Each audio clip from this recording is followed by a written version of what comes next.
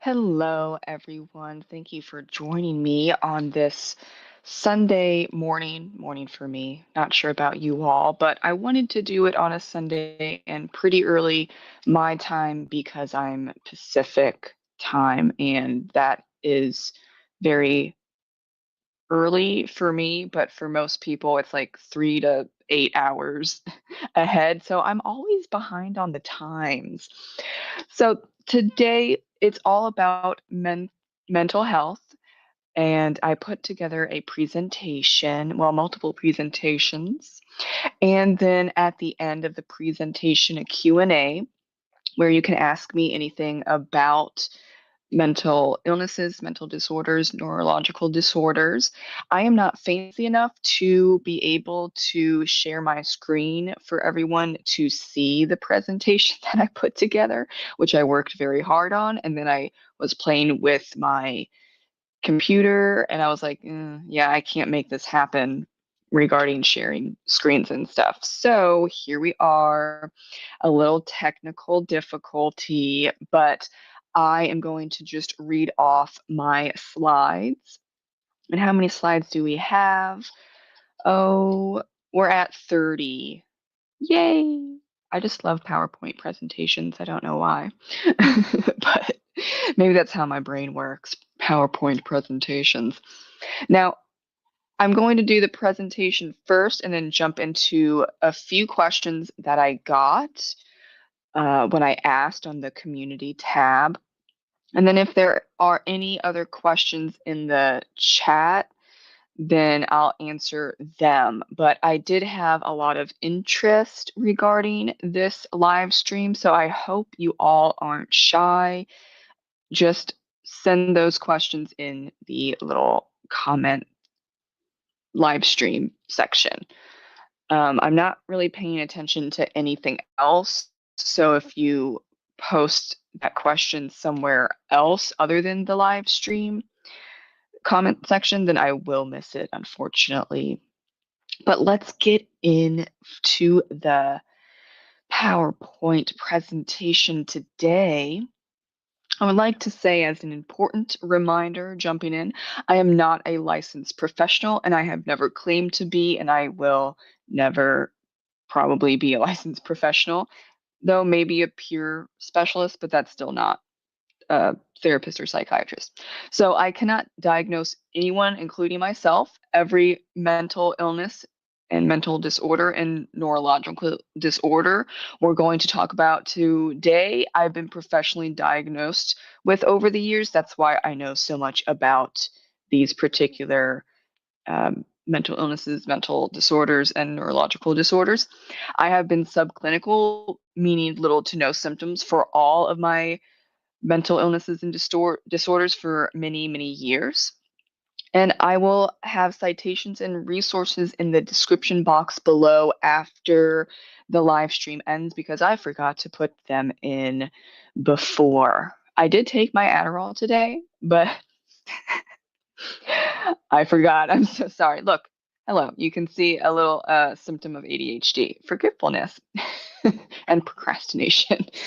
And also, I am going to just only talk about the things that I have, which is OCD, PTSD, generalized anxiety disorder or GAD, depression, and ADHD. Though I know about schizophrenia and bipolar because it runs in the family, but I personally don't have those two. I just have OCD, PTSD, generalized anxiety disorder, depression, ADHD. Just have. Yes, I'm I have a lot. And I wanted to really get into this because a lot of people will say, unfortunately, and in some cases, this is true, how could you be subclinical and recover and healed from all of those mental illnesses and disorders all at once? It can be done. And that's why we are here today. So, first up, I'm going to talk about OCD and treatment options. Now, OCD is called obsessive compulsive disorder. It's a mental disorder characterized by intrusive thoughts, images, and feelings that cause distress. To try and get rid of these unwanted thoughts, images, and feelings, a person with OCD will perform repetitive behaviors or mental acts called compulsions. But no matter what, these compulsions do not help you and only make OCD symptoms worse. Obsessions and compulsions definitions. This is where it can get a little confusing, but obsessions are intrusive, unwanted, and persistent thoughts, urges, feelings, or images that cause significant anxiety or distress. OCD does latch on to things that you care about or that go against your morals.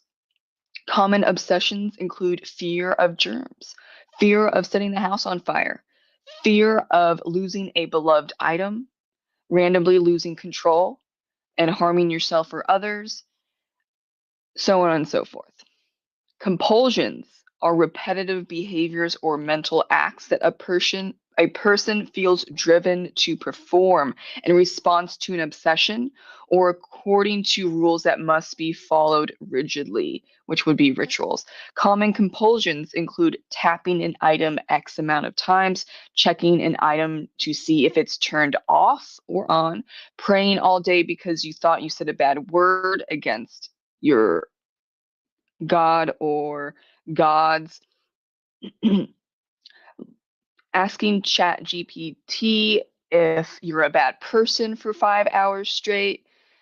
The obsession comes first and then the compulsion. This is called the OCD cycle. Now, OCD compulsion examples. There are physical compulsions and mental compulsions, but no matter the wording, compulsions all are compulsions and we don't want to do them. Examples of compulsions are washing your hands constantly so you don't get others sick, checking the stove 50 times so you don't burn down the house, asking 20 different people in a single day if you are a good person or a bad person, constantly asking AI, can you wake up one day and become a serial killer? And continually asking your spouse if they love you or not. Now, there are different subtypes of OCD. So you have, let's say, contamination OCD, which is I need to get rid of the germs no matter what, even though that's not possible. So that's where you see a lot of excessive cleaning and hand washing. You have religious OCD, where is focused on blasphemy or going to hell or not being a good enough Christian, Muslim, Jew, does not matter. If you are religious, you probably have gone through, and well, if you're religious and have OCD, you probably have gone through excessive rituals around trying to prove that you're not sinful or you didn't curse or something like that. Now we have harm OCD, where it would be hurting yourself or others and being fear of hurting yourself or others. And everyone on planet Earth has intrusive thoughts and intrusive images and even intrusive feelings. But those with OCD, they get stuck. And instead of passing on from that weird thought of, oh, I could just like jump off this bridge, the person with OCD is going to notice that thought way more and say, oh my gosh, why did I have that thought?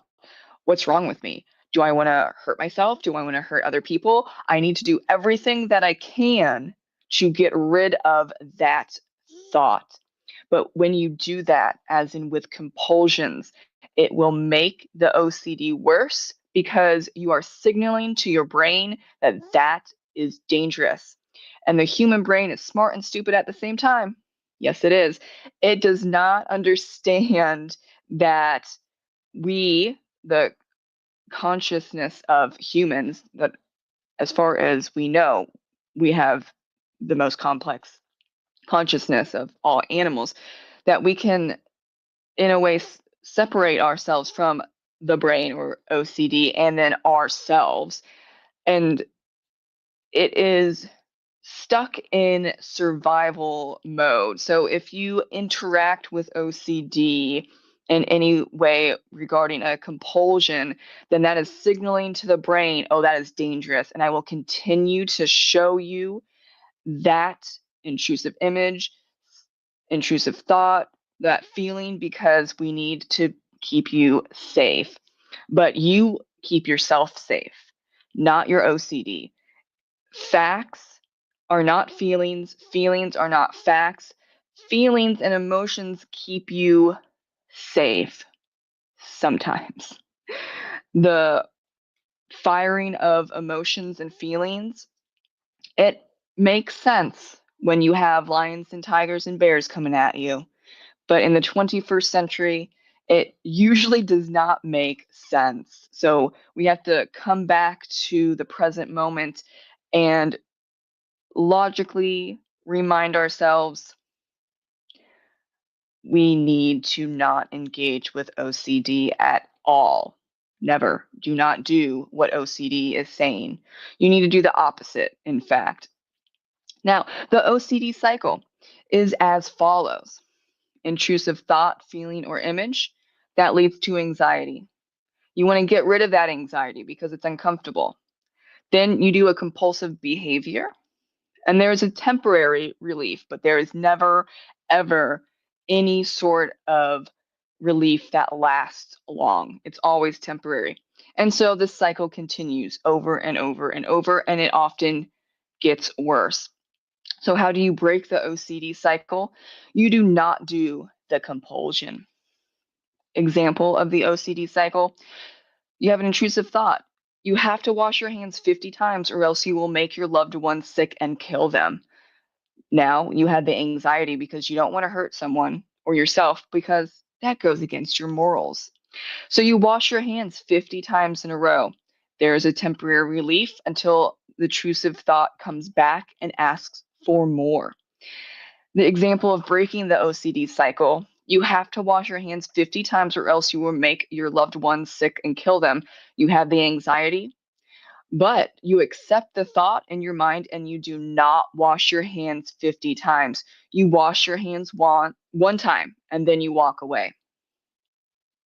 The golden treatment for OCD is ERP, and that is exposure response therapy, which is a kind of wordy. So you'll see a lot of acronyms around. Only an OCD specialist is trained in ERP therapy, so make sure you find someone specifically licensed in this type of therapy. If you go to anyone else, they will not know how to treat OCD. OCD is rare, but it can be treated. You just have to go to an OCD specialist.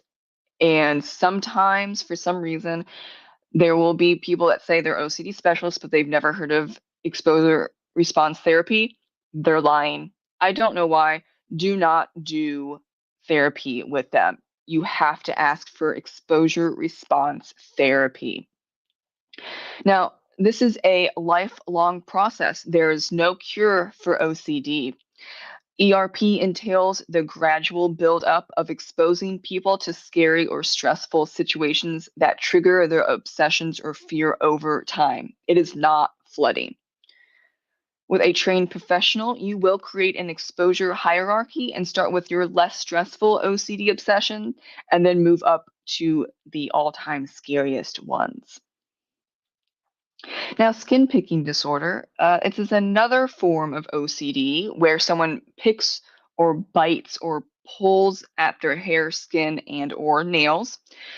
Skin picking disorder is currently classified as an impulse control disorder. Skin picking disorder is also sometimes referred to as a body focused repetitive behavior.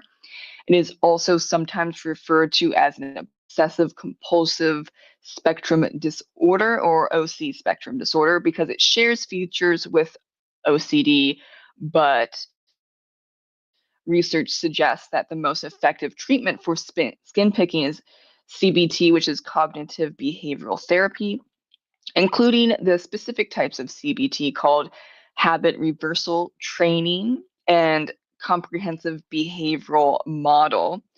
Acceptance and commitment therapy, which is ACT, may also be helpful in treating skin picking disorder. Research also suggests that skin picking may be effectively treated with medications such as SSRIs, which in turn it means selective serotonin reuptake inhibitors.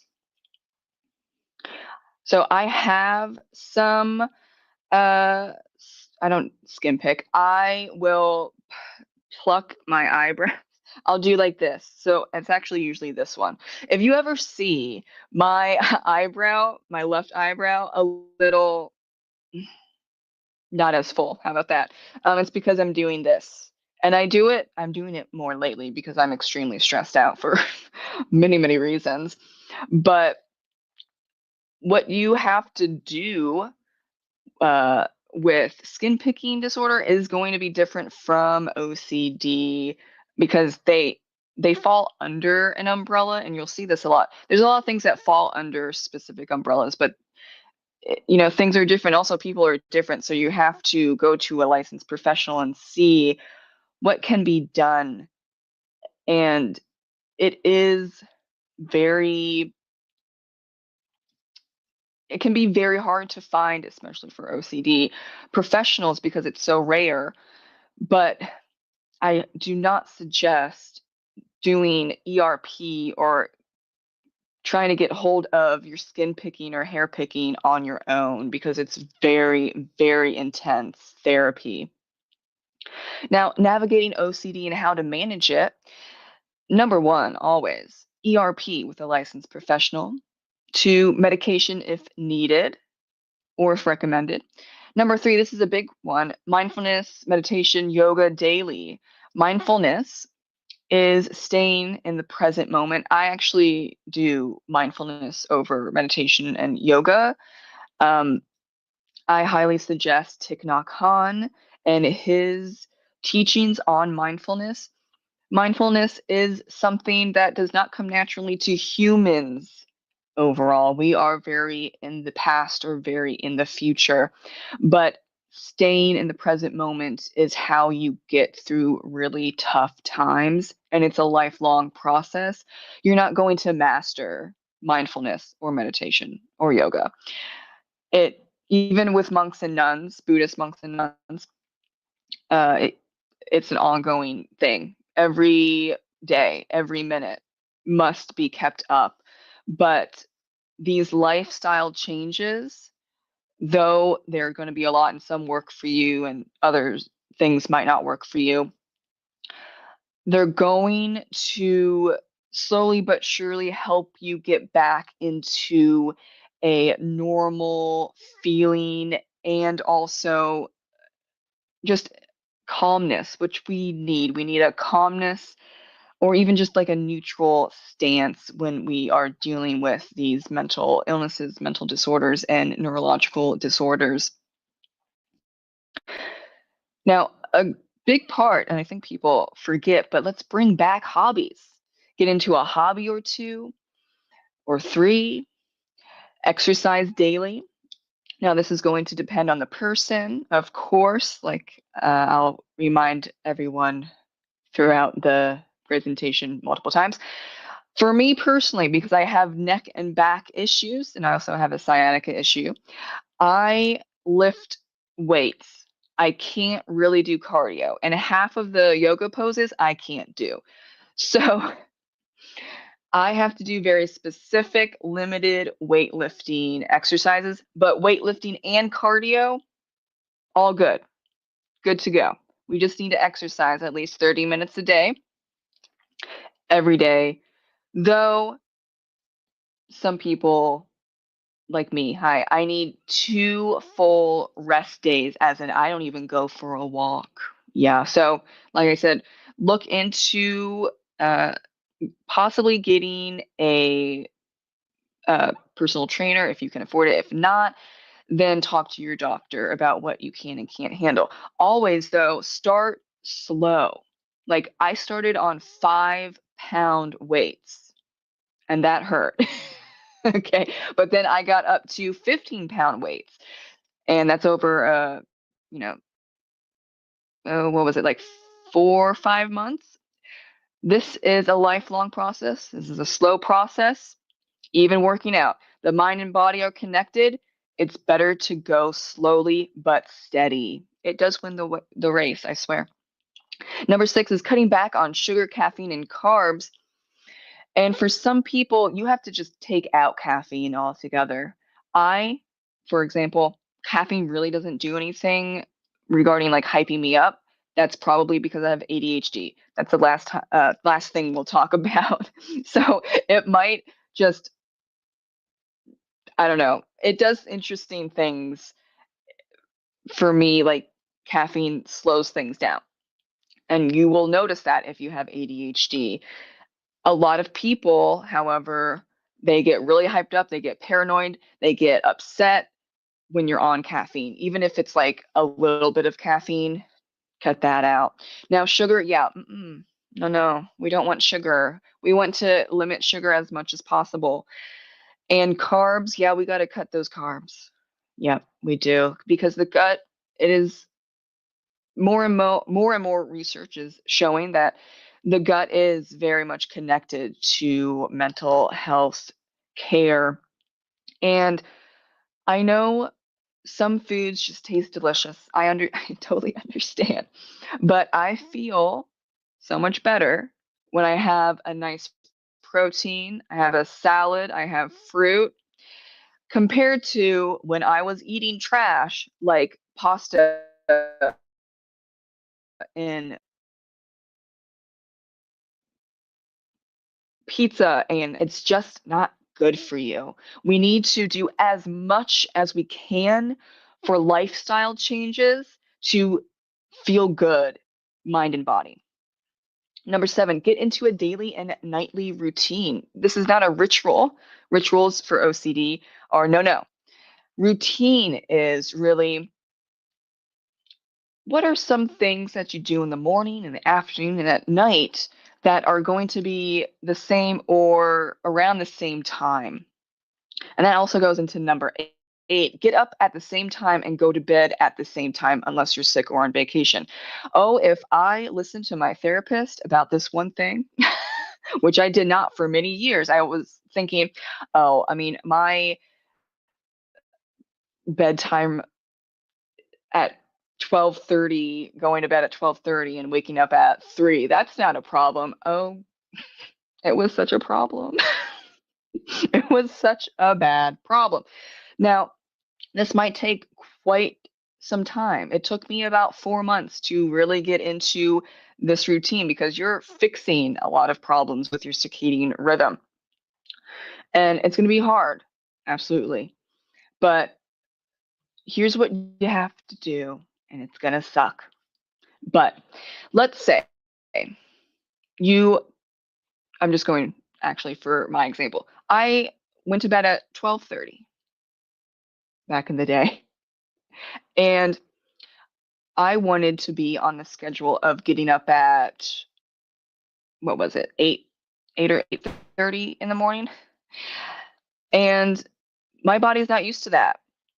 It wanted way more sleep, which, yeah, more sleep does not mean that it's good. It's actually an average of 7 hours and 13 minutes. It depends on people, but the average is 7 hours and 13 minutes for a good night's sleep. And so, yeah, I was having trouble going to sleep. Maybe I didn't fall asleep until 2:30 in the morning because I was tossing and turning. But guess what? I got my booty up at 8:30. I was tired the whole day. It did not feel good.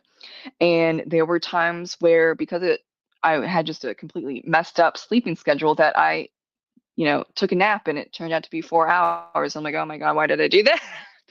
I didn't set an alarm. No, the small things really get you sometimes. And so then the schedule is okay, but not really because I slept for 4 hours in the middle of the day. So then I am still back at, okay, well, fell asleep at 1:30 this time, but I'm getting my booty up at 8:30. And it could even very well be that, let's say you have a worse sleeping schedule, 2 a.m. going to sleep, 4 p.m. waking up. But where do you want to be? I wouldn't push it to be like, ooh, I want to wake up at 6 a.m. I would go, like for that type of thing, I would go for like a 9 a.m. So, you go to bed at 2 a.m. You're waking up at 9 a.m. no matter what. You're not going back to bed. No, you're not. And you're not napping either. Yeah, that kind of sucks, but we're going back on a better sleeping schedule. Sleep deprivation is is often used as a somewhat, or well, it depends on definitions, of course, but you can use it as a torture device. So sleep is where the brain and the body heal. If you're not on a good sleep schedule, you need to get on it. You really do. Number 9 is spend time outdoors, at least 30 minutes a day, if not more, and really get that vitamin D in there. Number 10 is limit screen time. This is for everything that we're going to talk about, just in life in general, actually. You don't have a mental illness or a disorder, limit your screen time. I would say anything under 3 hours. I'm at like 3.5 hours. It's pretty good. I want to get under 3 hours, of course. And just remember that, yes, the internet is real life, but it's also not real life. And I think so. If you have Netflix, The Social Dilemma is a fantastic documentary on the obsession of the internet and the obsession with phones and your laptop and just anything regarding the internet. They will have, or they do. It's a fantastic documentary. All of the facts, all of the research and the citations. If you don't believe me that the screen time is messing with your mental well-being, please watch that documentary. And number 11 for OCD specifically, resist those compulsions. Now, other great resources for OCD is Nathan Peterson's YouTube channel, OCD and Anxiety. No OCD, an online ERP therapy app with licensed professionals. Therapy in a Nutshell on YouTube speaks about OCD often. OCD International online for those outside of the United States looking for resources on OCD. And then Dr. Martin Seif and Lee Baer's books on OCD is fantastic. Going into PTSD and trauma, post-traumatic stress disorder, PTSD, is a mental health condition that's caused by an extremely stressful or terrifying event, either being part of it or witnessing it. Symptoms may include flashbacks, nightmares, severe anxiety, and uncomfortable thoughts about the event. Now, there are a lot of signs and symptoms for PTSD, so here's just a few. Easily scared and jumpy, severe emotional distress or physical reactions to something that reminds the person of the traumatic event, nightmares of the trauma, reliving the traumatic events known as flashbacks, unable to be in big spaces, small places, or really just around people in general, avoiding people, places, and or things that remind you of the trauma, intrusive thoughts, feelings, images, and sounds from the traumatic events, always being on guard or feeling like you are in danger, trouble sleeping and trouble paying attention, physical reactions like sweating, shaking, and having a panic attack, self-destructive behavior like drinking, partaking in drug use, or driving too fast. How to receive care for PTSD? You have to find a trauma specialist. These therapists have been trained and certified to treat PTSD, and it's the therapy for that is called trauma therapy. The most popular trauma therapies are eye movement desensitization and reprocessing, EMDR, which I did very well successfully. Loved that therapy. Cognitive behavioral therapy, or CBT. Trauma focused cognitive behavioral therapy, or TFCBT. Prolonged exposure therapy, and also art therapy and yoga therapy. That is out. It's also nowadays um, assigned to patients because you need to bring the mind and the body back together. And yoga is a very safe way to do that. Other types of therapy that are helpful are emotionally focused therapy, or EFT, and solution focused therapy, SFT. Oftentimes, you need to do multiple types of trauma therapy to become subclinical, but this is normal. Within that list, I did probably 90% of those over 6 years. You will also need to continually be in therapy, even if it's seeing your therapist a few times a year, and even if that's just talk therapy, because there is no cure for PTSD.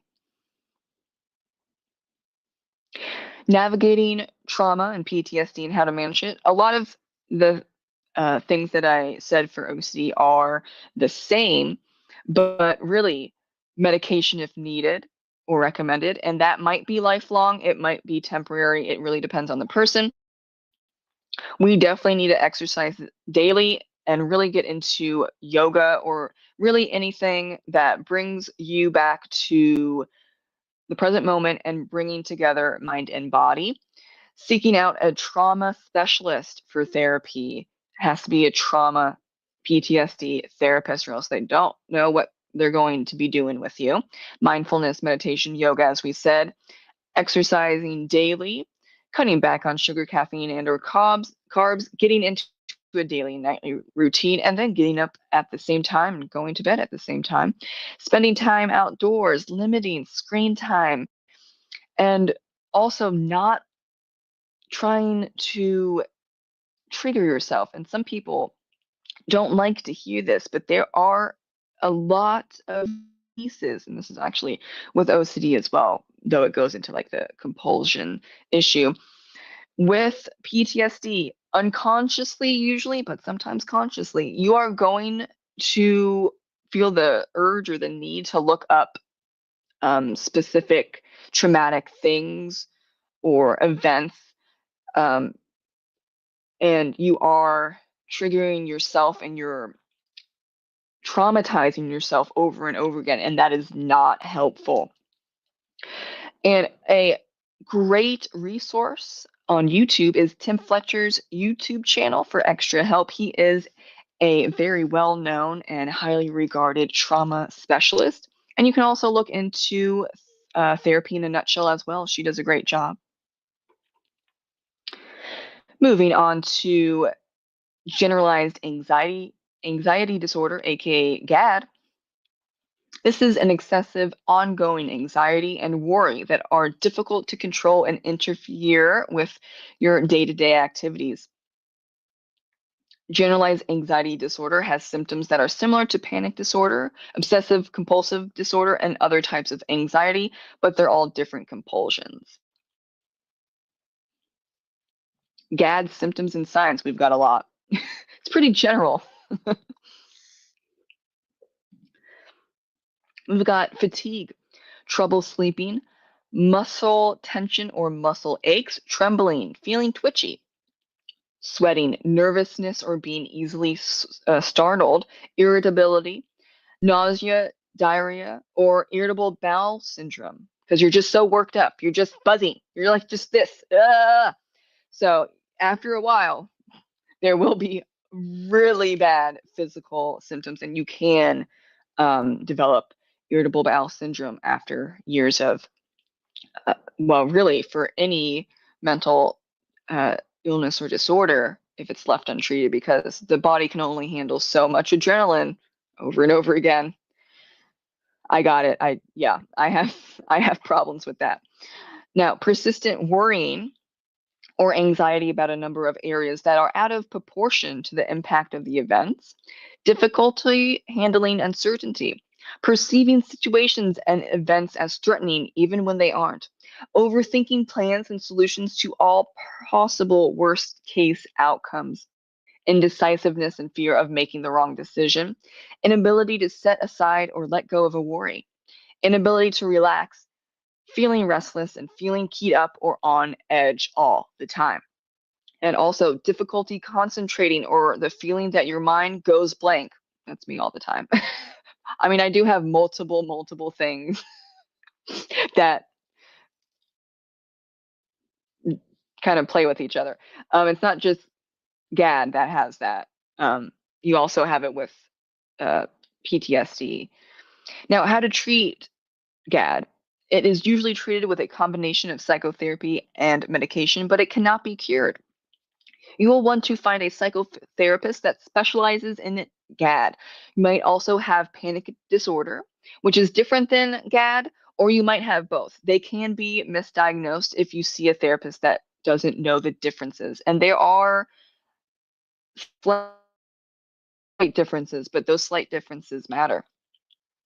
Cognitive behavioral therapy, CBT, is a well-established and effective psychotherapy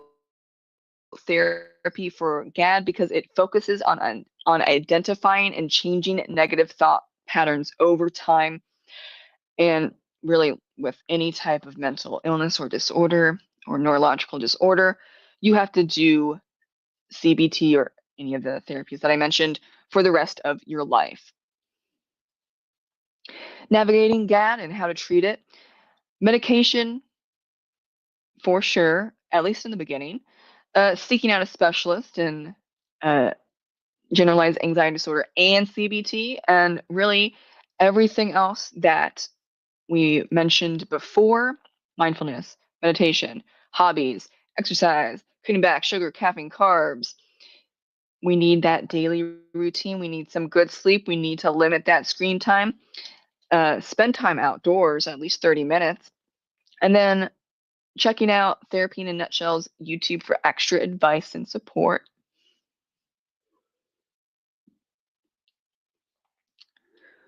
I think we're on second to last. What is depression? Well, everyone feels sad or low at times, but these feelings usually pass. Depression, also called major depressive disorder or clinical depression, is different. It can cause severe symptoms that affect how you feel, think, and handle daily activities such as sleeping, eating, or working. It is an illness that can affect anyone, regardless of age, race, income, culture, or education. Research suggests that genetic, biological, environmental, and psychological factors play a role in depression. Depression is very difficult to figure out and understand. And it's still an ongoing process on how to, like, what really is happening with depression. And it's not just one or two things, it's a lot of things go into depression. Now, what are the signs and symptoms?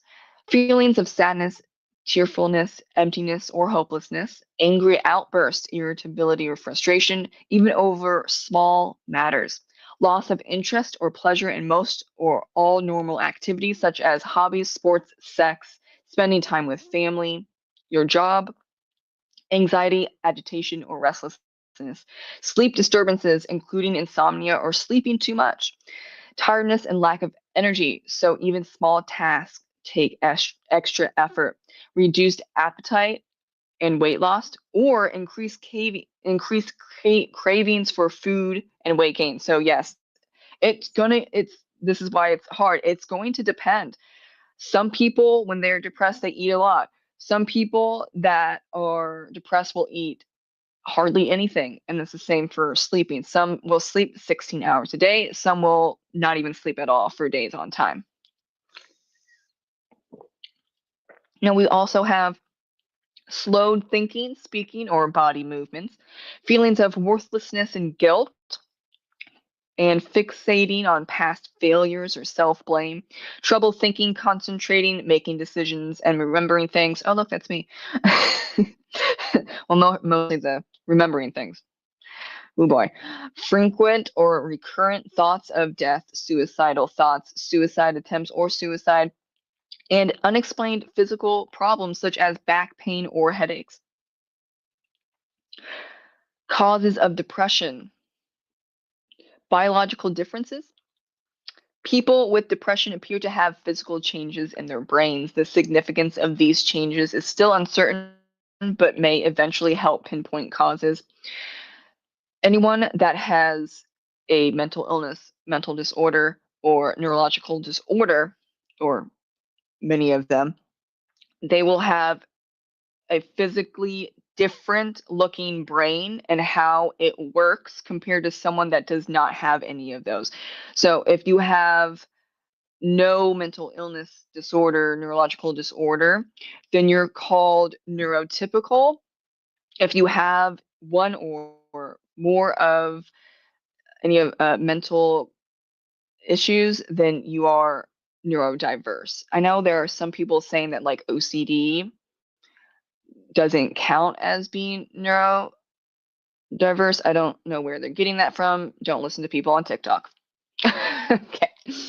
Because even if you just have OCD, which you're going to have more than just OCD, but let's just say somehow you just have OCD,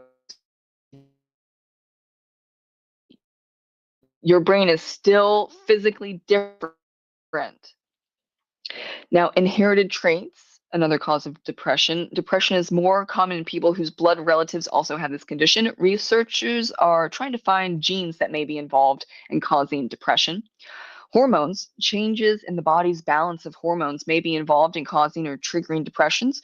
Hormone changes can result with pregnancy during the weeks or months after delivery, which is postpartum. So you see postpartum depression and also postpartum OCD. Also from menopause, thyroid problems, and a number of other conditions regarding hormones. Brain chemistry. Neurotransmitters are naturally occurring brain chemicals that likely play a role in depression. Not 100% sure. We're still working on it. Research indicates that changes in the function and effect of these neurotransmitters and how they interact with the neurocircuits involved in maintaining mood stability may play a significant role in depression and its treatment, but that's still ongoing. Now, for many, many, many years, it's a lot of people, including psychotherapists and psychiatrists and doctors and researchers, said depression was just a chemical imbalance. But it's not just a chemical imbalance in the brain, as it was previously suggested, but it's many, many factors. How to receive care for depression. Now, this really depends on the person, and I know that sucks to hear, but there are many types of therapy for depression, and you might have to try a bunch of them before you hit the right one or right ones for you. CBT, very popular, but it's popular because it works. Interpersonal therapy, ITP, also is a big one. Group psychotherapy, acceptance and commitment therapy, or ACT, and dialectical behavioral therapy, DPT. Medication is often prescribed for treatment of depression, but is not the end all be all treatment like it was in the past. Medication and therapy are used together to treat depression. And that was the whole thing. And I heard it many, many times where it was, oh, you just have a chemical imbalance in your brain. Here's a medication. Do I need to come back for therapy? No, the medication will be fine. Research has really debunked that. We will want therapy and medication, or both, or switching back and forth, really, because for some people they will have depression all their lives, and others it dissipates over time. This depends on the person, especially if it's like hormonal. Um, you can have postpartum depression or postpartum OCD, and then when you with your doctors and your psychiatrist and your therapist figure out what's going on, it can go away. And again, that depends on the person. So really navigating depression, how to manage it is basically the same as what we've listed, just adding in that a lot of the times medication is needed. Of course, seeking out a specialist in the types of therapies that I suggested or research suggests to treat depression. And again, Therapy in a Nutshell has a great channel for extra advice. And I think she has a whole playlist on depression. And yeah, oh man, she has a lot of playlists for easy access. And I think her depression playlists are the most popular. Lastly, oh my God, we're almost there. What is ADHD? Well, it's attention deficit hyperactivity disorder. And it's a mental health disorder that includes a combination of persistent problems like difficulty paying attention, hyperactivity, and impulsive behavior. Children and adults can have ADHD, though not every child is diagnosed, even if they show signs at an early age. What are the signs and symptoms of ADHD? Well, some people will have a decrease of symptoms as they age, but many will have ADHD as adults that affect their lives. The biggest thing really is impulsiveness, disorganization, and problems prioritizing things, poor time management skills, problems focusing on a task, trouble multitasking, excessive activity or restlessness, like you can't sit still. Poor planning, low frustration tolerance, frequent mood swings, temper issues, trouble coping with stress, even minor stressors, and problems following through and completing tasks on time. Some more information on ADHD. Everyone shows some symptoms, quote unquote, symptoms of ADHD as children, but that does not mean that everyone has ADHD. ADHD is diagnosed when there's a disrupt in one's life and the symptoms are reoccurring and affecting one's life that it is hard to function. These persistent symptoms can be traced to early childhood, but they will continue into adulthood. ADHD can sometimes be difficult to diagnose because the symptoms are similar to other mental illnesses and mental disorders, such as depression or generalized anxiety disorder. Always seek professional advice. You can speak to a psychiatrist, your doctor, or a therapist for ADHD diagnosis because this is a neurological disorder. The cause of ADHD is still unknown, though it does have a connection to one's genetics or really high continual stress. ADHD treatment is a lifelong brain disorder that reacts well to medication. CBT and ACT therapy are often used for ADHD treatment.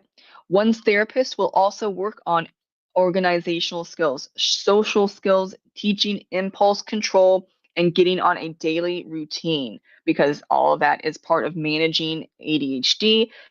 Cannot be cured, but well managed.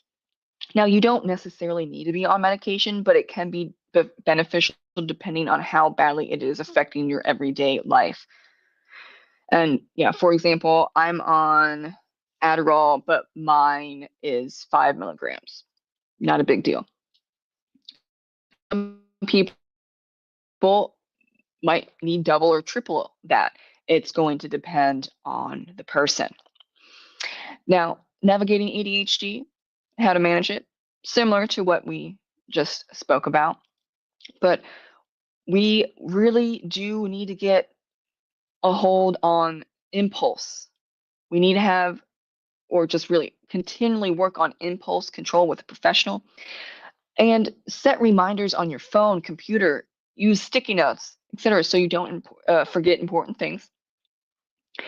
And for some people, if you talk in seconds versus in minutes, that helps a lot for some reason. I'm okay with minutes, but there are a lot of people with ADHD where you have to tell them, oh, okay, I can't do the math on this, so this is probably going to be wrong, but it takes 500 seconds to get to the front door to the car and get everything situated in the car and then leave versus, oh, it's going to take 5 minutes. For some reason, not 100% sure why, the seconds for a lot of people make more sense than minutes.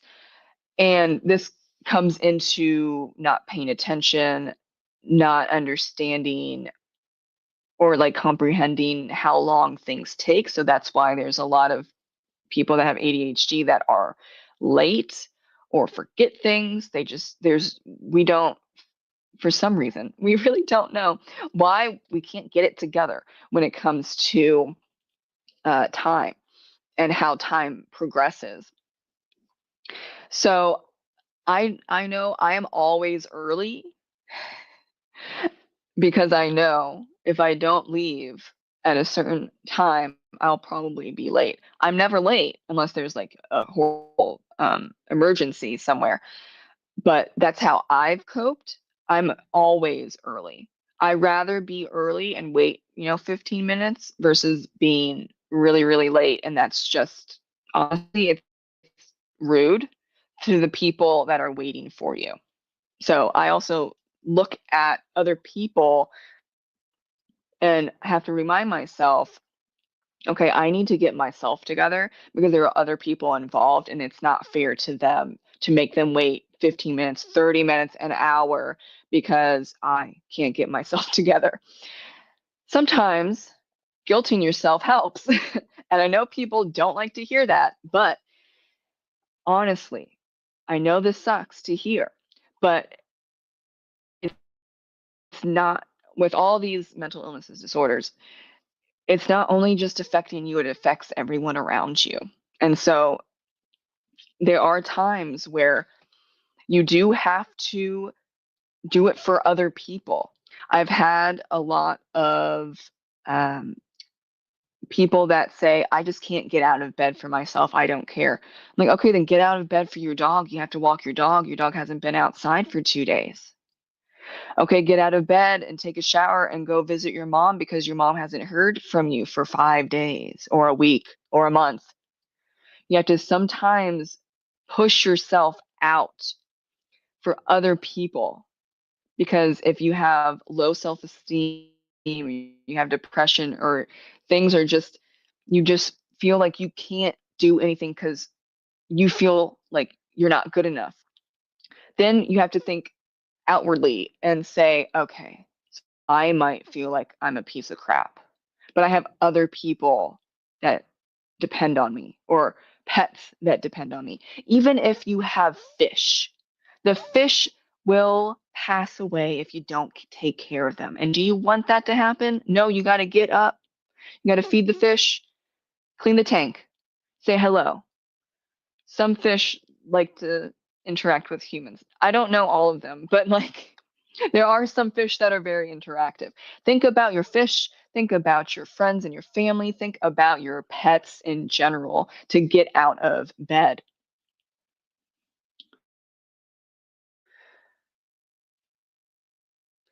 All right.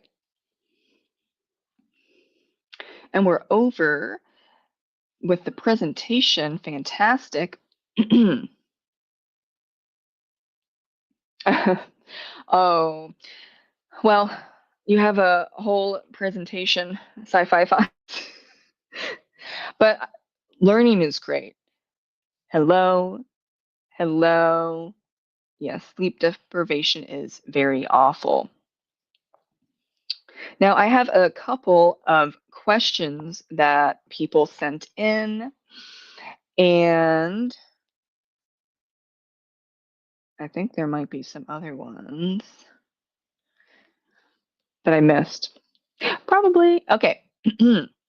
So we've got question number one. How does ADHD affect your writing and filming schedule? The writing is a bit different. I am an intuitive discovery Phoenix writer, and that is all coined by Becca Seif. It's a mouthful for sure.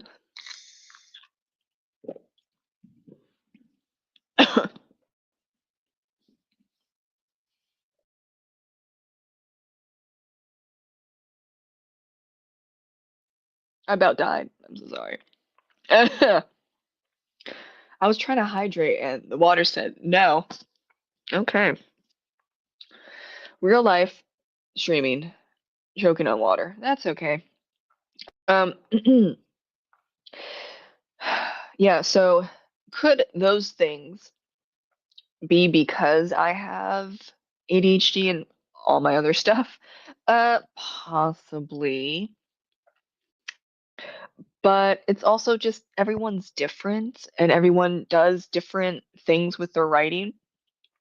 So a phoenix writer is like a phoenix. It is born and it burns bright. So then I will write 20,000 words in 2 weeks, right? But then the phoenix dies. And then we're on a break. How long that writing break is, I don't know. No one knows. But you kind of just have to accept it, or else it's just going to be worse off. You just have to accept the fate that you're on a writing break for X amount of time. But like every phoenix, it burns bright again. It's reborn. And then as it's reborn and it's burning bright, we will write 30,000 words in 2.5 weeks. And oh, look, you got a 50,000 word book. Congratulations. um, that's how I work. I also have a thing where if I'm too stressed out, I can't create art. And I know that's like a weird thing for a lot of people, but everyone's different. At this point, um, well, that's not completely true. I have written a few thousand words, but I had a period of time where probably like 5 months this year, I didn't write anything because I was so stressed out. But that's more about a stress thing, personal thing versus ADHD. I am also an intuitive discovery writer, so I don't outline. And this might come up with um, ADHD, maybe not. There's no research regarding writing art and mental illnesses or mental disorders or ADHD because I don't know how you would test that. But I don't outline unless I absolutely have to. And what intuitive discovery writing is that I already know the story subconsciously, unconsciously. And so I'm writing it out as I go and I just discover what the story is. And that's also known as pantsing.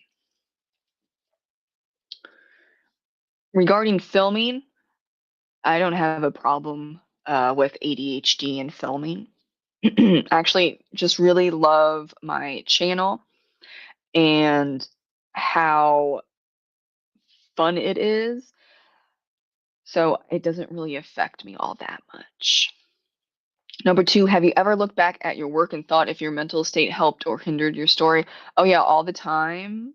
I know that there are times where I could have been writing, but for 2 years straight, I didn't write anything because I was going through um, ERP therapy and trauma therapy, and it was just not going to work. Could I have could I have written more and therefore have more books out? Sure, but I don't like looking back. There is no point. There is no point in looking into the past, especially because you can't change it. And this is where anxiety and depression can really mess you up as what ifs. There's a lot of what ifs, but that doesn't change that in the present moment, here we are. And what are some goals that can be fixed and played with that then we can have a better future, right? So I could probably have like an extra couple books, but I have how many books? I have 3 standalones, 4 chapbooks, 1 short story, and 3 books in the urban fantasy series with 3 other books scheduled. I think I'm doing great, all, all things considered. So I know for sure, I think if you've been around a while and you've watched my um, videos on about my book specifically, you know that teal nostalgia, like 80% of those poems in that chapbook are from trauma therapy, and that would be considered the art therapy that I did. And there are also some uh, one-liner brevity poems in Paradise Found, my second published chapbook that also has to do with trauma therapy. So those are out in the open. And if you read, well, especially if you read Teal Nostalgia, you will see all the different stuff that was going through my mind for many, many years as I was doing the trauma therapy. Number 3, if you had a chance to write one single piece of advice to yourself 10 years ago that would have helped your mental well-being, what would it be? I would say listen to your therapist. It took 6 years for me to be subclinical because there were times where I wasn't listening to my therapist. You know, oopsie. You live and you learn, right? Listen to your therapist. Take their advice. And also another one that's great is everything is temporary. Everything is temporary. And that is scary, especially for those with OCD. OCD wants certainty, but you will never have certainty. I will say that again. You will never have certainty because life is uncertain. Life is life. It can be great one day and sucks another day, and other days it's like, oh yeah, we're just going along, and then something crazy happens and you're just surviving for 6 months, a year, 3 years. But then something great happens again, and then it's just a cycle. The cycle of life is it is what it is. So rather than wasting energy and time on trying to grab hold of your idea that life can be controlled, let go and accept that everything is temporary, life is uncertain, and just stay present in the moment. And I think I have have another one that I kind of touched on, and I forget which part it was. I think it was the depression part. It was, what do you do when you just don't feel like getting out of bed? So, one big thing is to remember that you have personal agency and you decide. Your brain does not decide, which is funny to say, but we are, as human beings, a species that has a consciousness. And it is not just eat, sleep, procreate, survive, not get eaten. We have those things, and that kind of messes things up a lot for us. But we also have a consciousness that is separate from those other base instincts. And so you have the personal agency to tell your brain to F off. I do it all the time. I troll my brain all the time, especially with OCD. Um, One thing with OCD is that you have to continually do ERP therapy. And if you're not assigned homework, so there is homework for if you're in ERP therapy with a professional, what you do is self ERP. And that's really just doing the opposite with what OCD is telling you to do. And it's living your life as you see fit. If your brain is saying you're a piece of crap, just bed rot, do the opposite. Get out of bed. Give it the middle finger. and say, I'm going to shower, I'm going to eat breakfast, and I'm going to go take a walk because F you. This is my life. And yes, you are me, but I'm not going to listen to a mental illness or a mental disorder. I am in charge. The brain is not in charge right now. And that's going to take a lot of time to figure out how to just even begin, but this is a lifelong process. All of these things, you cannot cure any mental illness, any mental disorder, or neurological disorder. You cannot cure them.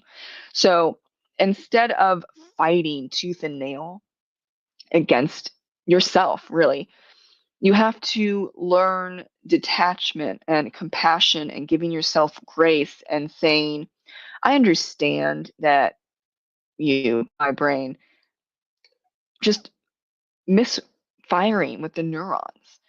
My amygdala is small. It's not the normal size.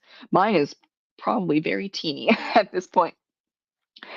The brain is just misfiring. It is like a misfunctioning computer. But at least with the brain, the human brain, you can manage it. Whereas if it's a misfiring or messed up, glitchy, buggy computer, you can't really use it after a while. And yes, okay, we all do die. That is life. It's a cycle of life. So I guess you could say that's kind of like the same. But when it comes to mechanics, I feel like a computer really doesn't have that long, especially nowadays. They're not well, um, well, they're not well maintained, but they're also not well created in the first place. But we have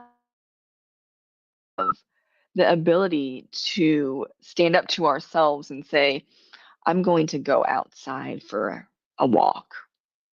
I know it's going to feel sucky at first. And maybe it's not even going to feel good after I get back inside, but it's better than bed rotting. It's better than crying all day and into the night, so much so that you pass out because you've been crying for 10 hours straight. We want to be active in some form or another because the mind and body are connected. And we, even if we personally don't feel like we are worth trying, then, like I said, go out and do things for other people or your pets, no matter, what the pet is, even a fish. Go take care of your fish. Your fish needs you. Your dog, your cat needs you. Your friends, your family needs you. Even internet buddies need you. So we got to get up out of the bed. And sometimes you got to slide. You got to slide off that bed. I've done that before many, many times. You're just laying there and you're like, oh, I hate life. I hate myself. Hmm. Okay, I'm just going to decide to go slip out of bed and take a shower. And you just kind of slow your roll out of the side of the bed and you're like, okay, here we go. It might very well be you got to slide off that bed. Because if you don't have the energy to jump out of the bed, you're going to slide off that bed. And that's okay. As long as you're out of the bed, you are then going to stand up, or maybe you slid off the bed and you're lying on the floor. Okay, the next step is to get in the sitting position. And you're maybe going to sit there for a little bit. But then you might or might not have the urge to be like, ooh, okay, I feel a little better now. If you feel a little better, you're going to get back up. Fantastic. Stand up, take a shower. You smell. Think about other people as well. You smell. You don't want to smell your ickiness. Other people don't want to smell your ickiness. Go take a brisk shower, even 5 minutes. We got to get you cleaned up. Okay. And then, go about breakfast, lunch, dinner. I don't know. Depends where you live, the time zone. but get on a sleep schedule. But if you can't manage to stand up while you are sitting on the floor, grab something and pull yourself up. Now, there are things floating around like pop psychology or manifestation. Okay, I can't with the spiritual manifestation. We're not into that. Thank you. But there is a lot of research to suggest that if you are dwelling in negativity, then you are more likely to think negatively or even do negative things. I mean, that's the whole thing with choosing your friend circle carefully, and the fact that if you are choosing to be around and befriend bad people, you're more likely to do bad things with those bad people. So it is the same vein of if you are always thinking of the negative of everything and anything and including yourself, you're more likely to have those thoughts, and then those thoughts form feelings, and then you are going to have a hard time, not impossible, but you're going to have a hard time rewiring your brain into more indifferent, neutral, or positive thoughts and outcomes. How do I know? Okay. That was me. For most of my life, honestly, I was very negative. And it's not because necessarily I chose to be after um, a while. It was very unconscious. I have PTSD from childhood trauma that started from 8 years old all the way to 9, so a year. And yes, you're going to be very negative. You're going to see everything in a negative way, in a scary way. And that then forms into negative actions, negative thoughts, negative feelings. And yes, at a certain point, I hated myself. I hated the world. I hated everyone around me. And after a while, that's what I was drawn to. And it took many, many years to overcome that because I had to rewire my brain and upkeep that brain and that rewiring to not automatically go into the negative or not automatically be completely stressed out over a little bit of minor inconvenience. I'm way better than I was even a couple of years ago. It is an ongoing process, and it will continue to be an ongoing process of even just being in a neutral state, but even being in a positive state. That doesn't mean that you're broken or that you can't get help. It just means you need to work a little bit extra than the neurotypical person.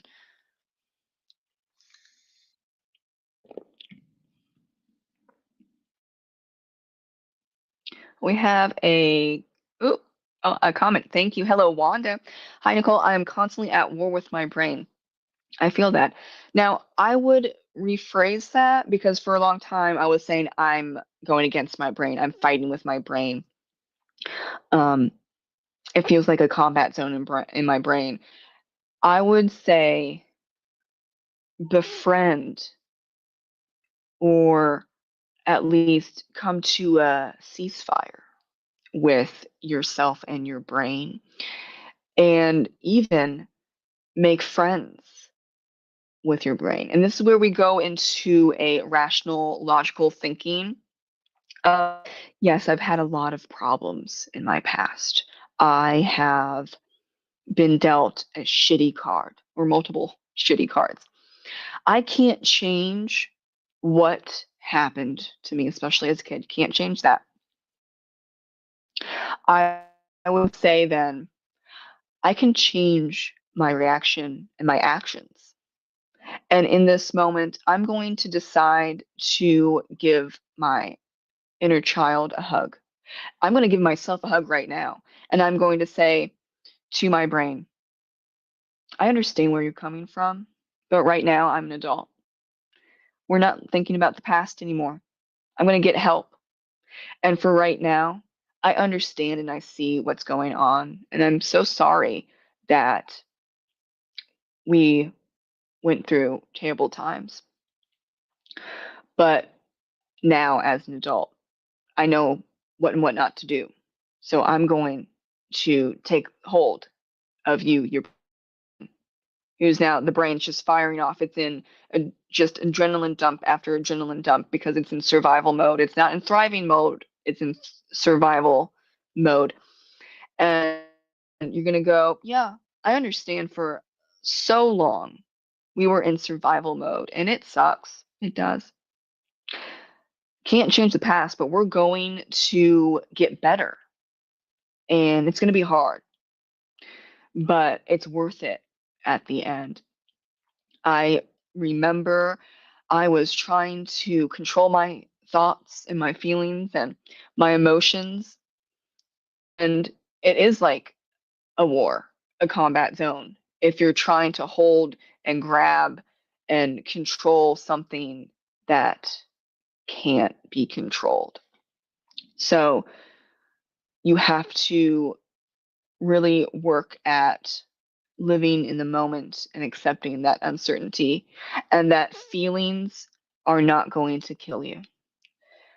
I know the brain is shooting off a lot of adrenaline saying, oh no, it's going to kill you. It's not going to kill you. It feels like it, but that does not mean that that's a fact.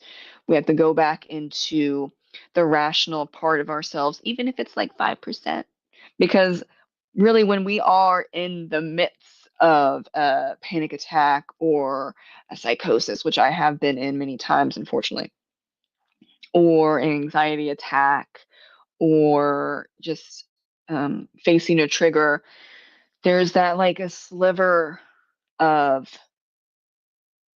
logic and rationality in there, or maybe it's 1%. We're just going to hold on to that and we're going to remember that and we're going to slowly work our way out of that feeling and emotional roller coaster and go, I'm not going to fight you anymore. I'm just going to accept what is happening right now. This is where mindfulness comes into play. I'm compassionate to myself and to my past child. I am going to gracefully and compassionately bring myself back to the present moment. I'm going to bring myself back to the present with my mind and my body. We want to bring the mind and body back together because the mind can just go whoop. It just goes in a different crazy direction. And that's where you get lost. And the more you are present, the better you can handle things. Also, big point is breath work. And I should have listened to my therapist before this. Okay. The breath really, really matters. So, as my therapist explained to me in simple terms, why you have panic attacks, anxiety attacks, heightened emotions is because the breath comes away. It goes away with you. It gets lost. We want deep, steady breaths. The more that you have quick, shallow breaths, the more that it's signaling to your brain that there's something wrong. And then it goes into survival mode. It goes into flight, fight, freeze, or fawn mode. Yeah, there's 4 different types. It's not just fight or flight, it's 4 different types. And so that's how you unconsciously, but sometimes consciously work yourself up into a panic attack or an anxiety attack because you're not focused on your body and your breath. The mind is floating and it's just outward. It's just not there. But we need to bring it back with the breath. And this is where mindfulness and meditation and yoga help a lot. And it's going to be difficult in the beginning. Absolutely. It might take a few years, but my 6 years of intense therapy, multiple intense therapies over the span of 6 years, was absolutely 100% worth all the money and time and tears and stress to get to where I am now, because I am subclinical with all of those things that we just went over. I also have a question about how to help ease anxiety, and these are good ones. I am going to post this in in a couple weeks? Yeah. 6 somatic practices to help ease anxiety. So grounding, press your feet into the floor and feel the connection to the ground. And this goes into the 5, 4, 3, 2, 1 grounding exercise. We're going to engage your senses. Name 5 things you see. 4 you can touch. 3 you can hear. 2 you can smell. And 1 you can taste. Another good one is the butterfly hug. You're going to cross your arms over your chest and lightly tap on your arms or your upper arms. Or you can do this, or you can do that. We're just trying to get the body back into a more realignment with the mind. And then we also have orienting. Slowly look around your environment and let your eyes rest on calming objects or scenes. Shaking. Ooh, yeah, we're going to shake it out. You know how dogs shake? It's usually, well, when they're like damp, right? So they shake off water. But dogs will also shake off to just relieve stress. So we're going to shake a little bit. And you can shake your arms, your legs, or your whole body, doesn't matter. We're going to do deep psychological sighs. 2 sharp inhales through the nose and 1 slow exhale through the mouth. We're also going to do the 10-10 breath. I'm going to take 10 or no, I'm sorry, it's 10-10-10. Ooh, numbers. 10 seconds to inhale. 10 seconds to hold that breath. And then 10 seconds to release. And then we also have some yoga breath practices. I haven't done them in a while. Is it I think it is the fire breath. I'm going to look that up. This was a great one. I haven't had a panic attack in a really long time, so I haven't had to do the fire breath. Yes, okay. So fire breath can refer to a breathing technique used in yoga known as breath of fire, epic, which energizes the body and enhances lung capacity. It can also refer to a circus act, which, I mean, you're breathing fire, but that's different. So I would say breath of fire, look up breath of fire yoga, and it's a form of breath control, and it involves different types of breathing exercises in which you inhale, exhale, hold your breath in a specific way. And you can also do there are many, many different breaths of fire. You can do like breaths of fire chanting, breaths of fire singing, also repetitive poses as you do the breathing breath of fire. I'm not going to do it because it's really loud, but you will you'll cross your legs, you'll sit, and you will find a comfortable position, and you're breathing pretty fast, but there is a technique. It's been around for thousands of years. You see it in Hinduism and Buddhism. I would definitely look that up, watch a few tutorials of the breath of fire before you do it, because you can upset nervous system if you don't do it correctly. Always do some research before trying something. But I remember doing it in front of my therapist a long time ago, and I was like, this isn't going to work. Of course, it worked.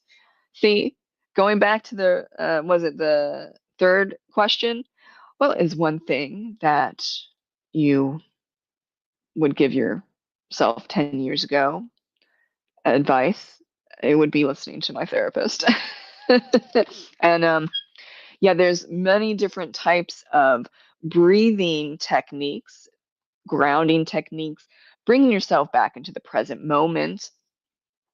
And that's why yoga, meditation, and mindfulness is so important for people with uh, neurological disorders, mental illnesses, or mental disorders. Mindfulness, meditation, and yoga, not all of them together, but one or two or three, whatever tickles your fancy, must be done constantly every day for the rest of your life. But let's just say 20 minutes a day for meditation for the rest of your life. But that helps you out tremendously. I think that's a good win-win situation, right? I do mindfulness as in every time, every second of every day. It's not going to be perfect, obviously. But staying in the present, as in we are focusing on the thing that we are doing. I am not thinking about the past. I am not thinking about the future. I am focused on this one thing. And if it happens that I am drifting off, I will compassionately bring my thoughts and my focus back to the present moment. So if I am washing dishes, I am only washing dishes. I am not thinking about anything else. I am feeling the soap and the water on my hands. I am listening to the birds sing outside my window, and I am focused on cleaning the dirt off of the dishes, opening the dishwasher door, pulling out the racks, and putting the dishes in the dishwasher. That is mindfulness. And yeah, that's going to be hard. That's going to be really hard. It's hard all the time for me, but it is worth the time and the energy because I mean, your therapists are going to say you need to stay present. And how do you do that? Mindfulness. So, opportunities for mindfulness in daily life, focusing on brushing your teeth, just focusing on brushing your teeth, driving in silence with your windows down, or maybe your windows up. It's really going to depend, right? So, driving in silence with or without the windows up or down, or maybe like a sunroof. Ooh, that's be cute. And you're feeling the sun and the warmth, and you're focused on driving and things around you. Or you could be driving with calming music, but you're focusing on the driving and the music. You're going to uh, just be focusing on reading, or you're just focusing on vacuuming, or like I said, dishes, or laundry. Now, I know a lot of people will do audiobooks as they're doing chores, but and that's totally valid. But just ask yourself, what and why am I in need of always having something going in the background? Are you running for something? Do you not like the silence? Why do you not like the silence? If that's the reason, does it make you really uncomfortable or even scared about silence? And that's a big thing to think about because there are things that have to be tweaked. You have to befriend yourself and your mind. And just like with all friendships, all relationships, there's going to be problems. Of course there are. But you have yourself. This is what you got. Are you going to fight yourself and your brain for the rest of your life? Or are you going to befriend the good parts and, of course, the bad parts, and at least get to a neutral state, a little bit of an understanding? I troll my brain all the time. I troll it with mainly because of OCD. And these are like really advanced techniques. So if you're starting out with ERP, you're not going to do what I do. But um, I will often just do outlandish things whenever I have an intrusive thought. Um, there have been a couple of times where my OCD will say, "Don't go outside, or else you're going to die." Okay, where's the logic in that? There is no logic. It's just stupid. There's a lot of points, just not even just for OCD, but for like every mind issue. Y'all are just stupid. Stop. You're stupid. You're thinking stupid things. You want me to believe stupid things. I'm going to do the opposite of what you're saying. So I've had quite a few times where my OCD is like, don't go outside or else you're going to get killed. And so I go outside and I laugh because it's just funny. And I can feel my brain just Pikachu confusion face. And like, I got you. Yes, I do. I got you. Now shut up for a little bit. I'm gonna go back inside and eat some pizza. Not, I only eat pizza once a quarter. Sometimes you do need a little treatsy treats. Just don't eat a lot of that icky stuff. And I say it's because there's a lot of stuff in the pizza where it's not great for you. Have a nice steak, have a fillet of salmon, have some salad, and limit your intake of pizza and junk food. But you can have num nums on occasion. You deserve some stuff on occasion. Hello, Constance. Hello. It's okay. I did try and do like an earlier time because at least I think the majority of people are at least 3 hours ahead of me, if not 5, 6, 8 hours. But good thing with lives, you can rewatch. I love grounding exercises. I don't do as much anymore because um, I've got a handle for the most part. I've got a handle on my brain. We've come to fantastic terms with one another. Took a long time, but we are buddies until it wants to act up, and then I'll troll it. Good advice. I talked myself out of a panic attack yesterday. I love the body movements. They help. Absolutely. We love to see progress. You can't even talk yourself out of psychosis. I've done it many times. You don't have to do what your brain is saying that you have to do. Even if you're in the middle of a panic attack, you can be like, you know what, F you. I want to go walk around the lake. I'm going to do that with or without your help. There was a time, oh, how long ago was this? Oh, 8, 9 years ago. Oof, okay. I don't even remember what the panic attack was about. Had it involved I think it involved someone, and my brain thought it was like a threat on my life, which wasn't. But it was in survival mode. Every single small thing was just, oh my God, you're going to die. Yes. Okay. So had a panic attack. It lasted for a long time. Then it went into a psychosis. And I don't know how long it was in a psychosis. I was not seeing things. I was seeing things in the past. I could not feel my body. I couldn't really feel anything. And so, but then I was like, there's that 1% logic. It's there. You just have to, come back inch by inch into the present, not the future. You have to come back into the present and just align with your mind and body. And I found that 1% logic, And I said, this doesn't make sense.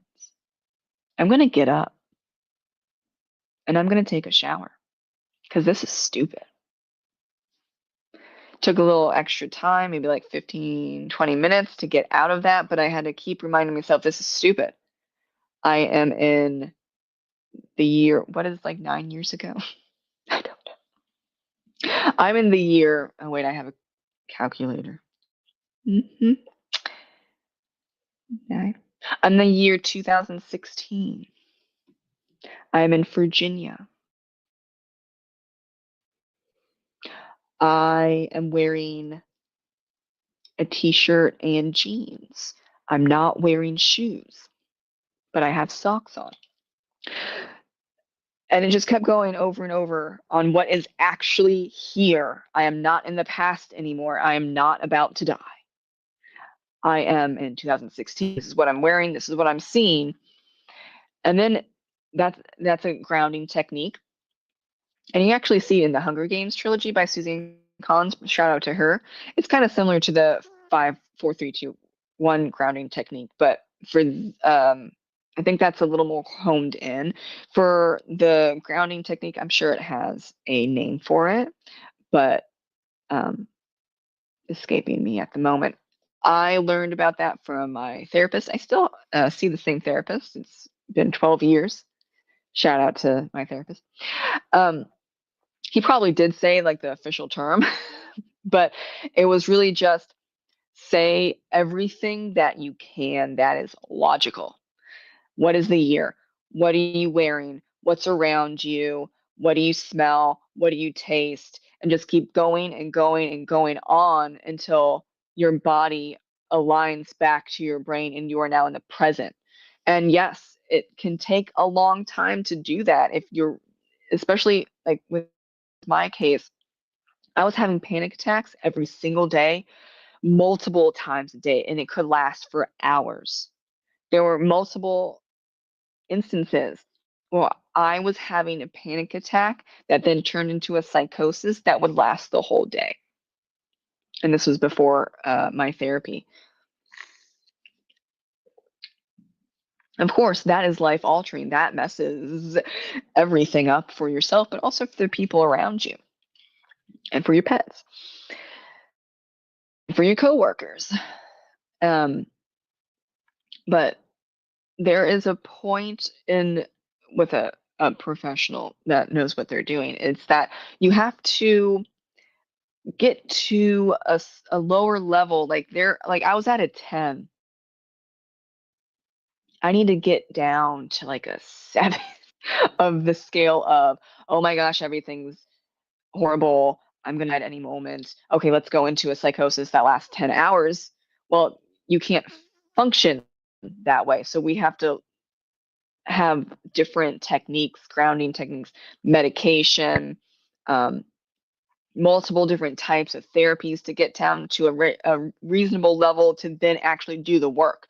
And I think a lot of people don't understand that. But yeah, if you're at depending on the person, of course, but especially if you're at a 8 to 10 level of, oh my God, I'm freaking the hell out every single day with no let up, we're going to have to work on getting you down to a more reasonable level. And then that's when the work begins. So it could very well be that the main goal right now is we're going to figure out medication. You're seeing a professional and you are just trying to stop the panic attacks and the psychosis from happening. So because you can't work in a psychosis, you have to get down.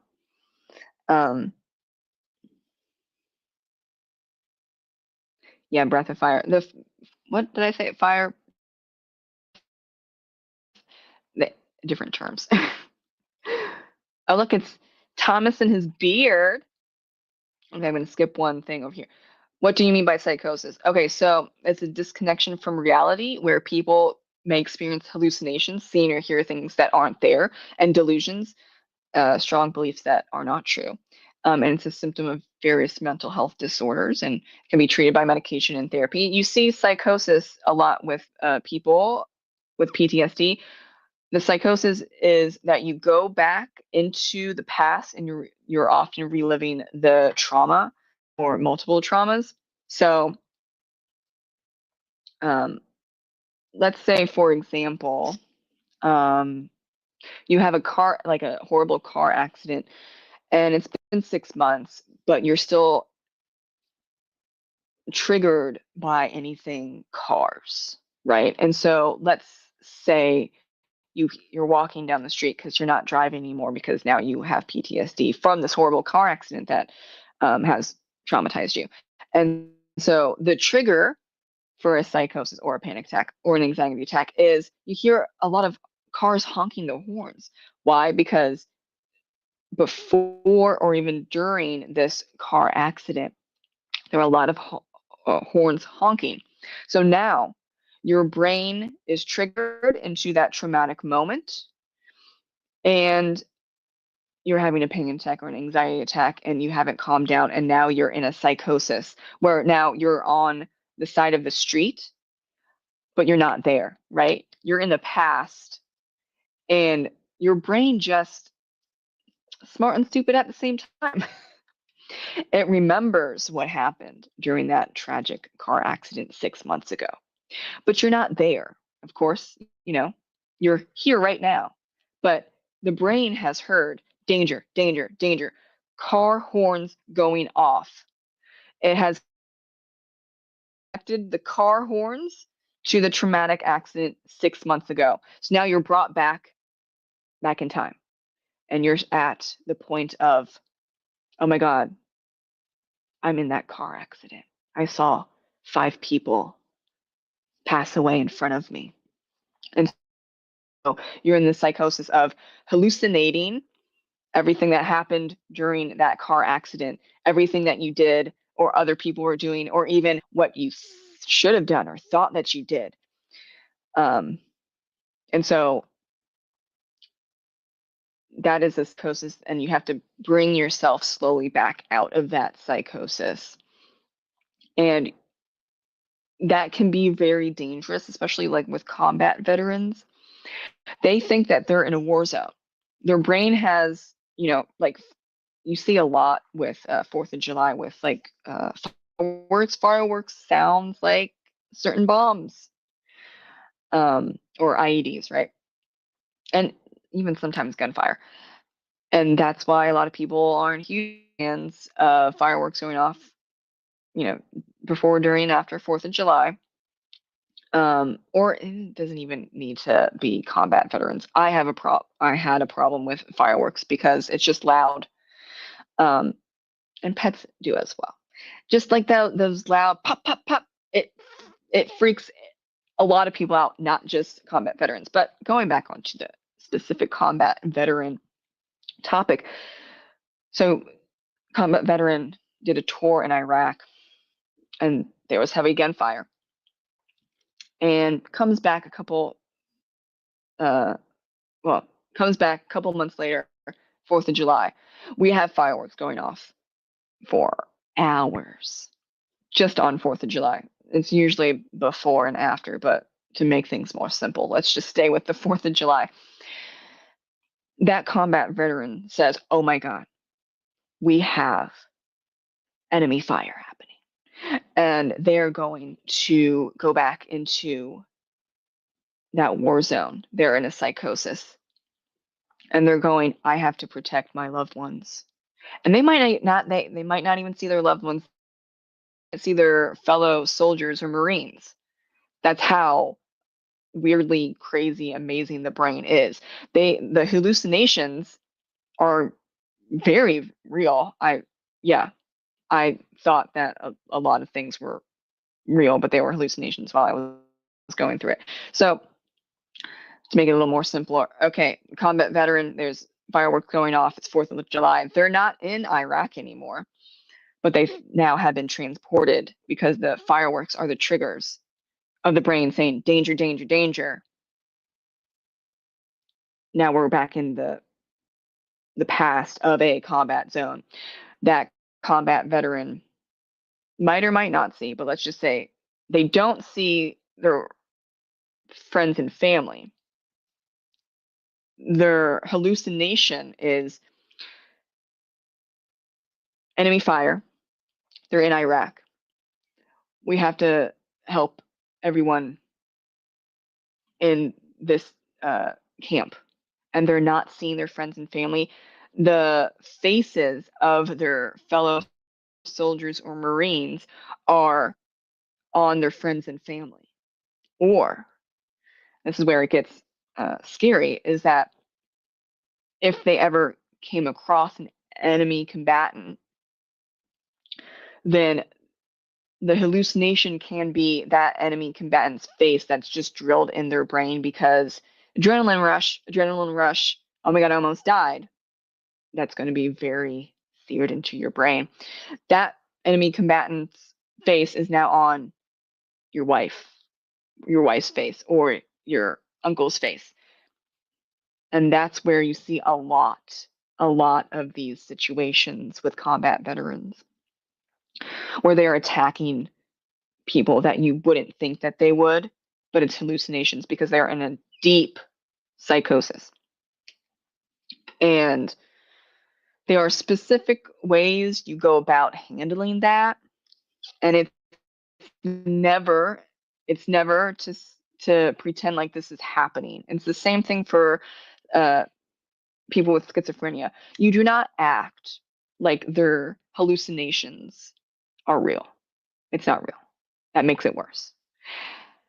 So, in the same vein of psychosis, hallucinations with PTSD, we're bringing facts back into the table. We are trying to align the mind and the body to the present day. You are not in Iraq anymore.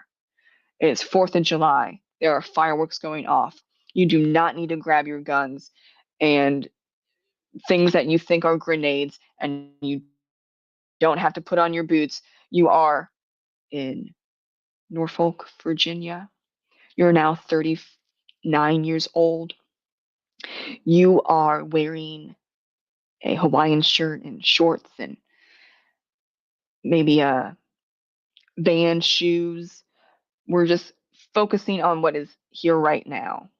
And there are, especially for the combat veterans, it can be very dangerous because they usually grab some type of weapon because they're thinking that they're going to die, or their friends are going to die, or somehow the brain is smart and stupid at the same time.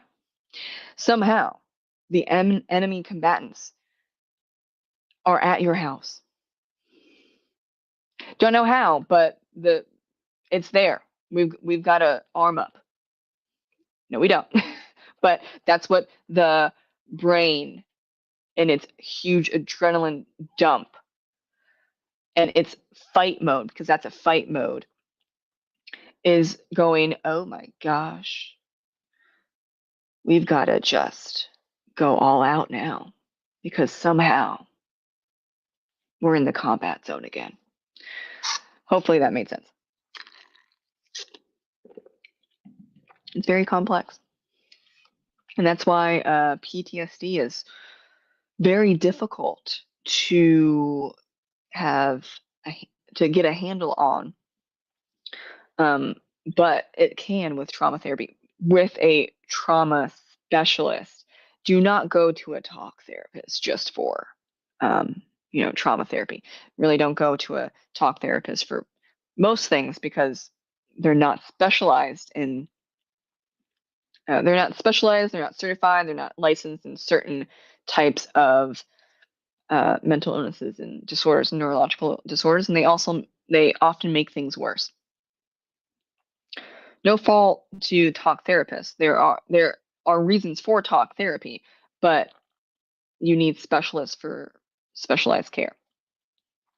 Nicole, do you have to learn to be? Oh, did you have to? I'm messing this up. Did you have to learn to become okay with uncomfortable feelings? Absolutely. Everyone has uncomfortable feelings. Life sucks, but life is also fantastic. There is no way ever that there will be a time in life where everything is going to be certain and everything is going to be comfortable. And now we have a problem, no matter the age group, really, of everything has to be comfortable. That's not possible. It's not possible. Even if there's an uncomfortable feeling for a couple seconds, you got to accept that that's going to happen. Probably not even once in a while. It's going to happen like probably every single day for the rest of your life. So are you going to fight against being always comfortable and always making sure that everything is certain? Because that's an impossible task that you're wasting time and energy into trying to make it work. It's not going to work. Or are you going to accept that life is uncertain, life is scary, life is uncomfortable? There are going to be hurdles that you have to get over. And if you can't get over them, how do you get through them? And that you have to face your fears in order to get better. And I know that sucks, but it's also a reality that we cannot not talk about. There's a lot about feelings and emotions, but feelings and emotions are there to keep you safe. They're not logical, they're not rational. And in the 21st century, a lot of emotions are not needed. Like every time I see this meme a lot, and it's hilariously true. The meme of, I would be so amazing if my brain could figure out that a ringing phone is not a death sentence. And it's so true because I have my phone. Well, it goes on and off. I have a ringer, but then I also have it vibrate. And oh my gosh, the adrenaline dump that happens most of the time when my phone rings. It's like I am not being attacked by a lion. Brain, would you calm down? It's gotten better, but some things are just like, I guess that's just how it's going to be for the rest of my life. But that happens with everyone. Not it happens with neurotypical people and neurodiverse people. It's just the brain not understanding everything of the 21st century, or even the 20th or the 19th or the 18th century. Our brains, we do have a consciousness and we do have a pretty logical and rational brain compared to other animal species, but it's still a little dumb. Okay. I think we just have to all accept that the human brain is smart and stupid at the same time. And that is very freeing. At least I think it's very freeing because there are just things that happen, like emotions and feelings, where it's just like, are you okay? No, human brain, human condition, really. Okay, what's my reaction going to be? What's my action going to be? We cannot, we cannot control our thoughts and our feelings. And we cannot control other people's thoughts, feelings, and actions. What we can control are our actions, and that's what matters. I can't control the intrusive thoughts that pop into my head because of OCD. I can control what I do regarding those intrusive thoughts. I cannot control if my brain wants to give me an adrenaline dump because the phone rings and the ringer is a little too loud. What is my reaction? And what's the action that I'm going to take? I'm going to take a deep breath and I'm going to answer that phone. And I'm probably also going to make fun of myself slash my brain and be like, really, girl, come on. Comedy is free medicine. And it really diffuses the situation because you're telling yourself You're telling your brain, this isn't serious. I don't know why you're being serious, but this is hilarious.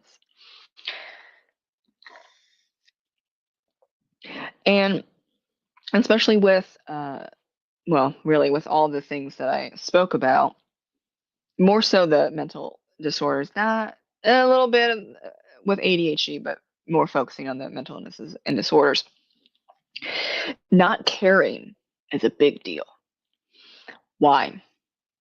Because if you don't care, like truly, you truly don't care about something, then it's not in your mind.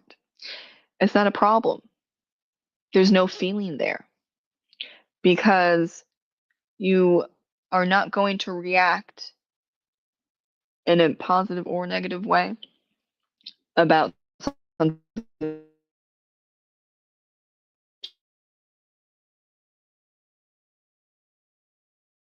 don't care about. I flickered a little bit there. I guess the internet says you need to calm down and leave. Um, no, but we're going to keep going a little longer. Where was I? Yes. Okay.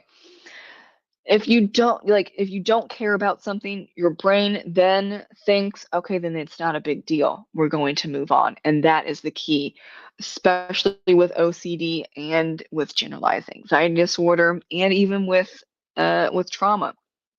The more fuel you add, the bigger the fire is going to be. And this is where we get into the mindfulness, meditation, the yoga, but really, I would say, especially with the mindfulness, because that's every second of every day.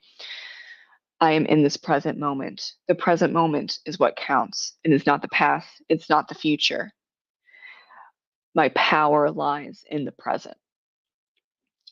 And this is going to be a tough thing to deal with, really, for in the beginning, where you're going to notice all the time that your thoughts drift and your brain just makes shit up. And that's what it's used to doing. And that is a protective um, thing that people do.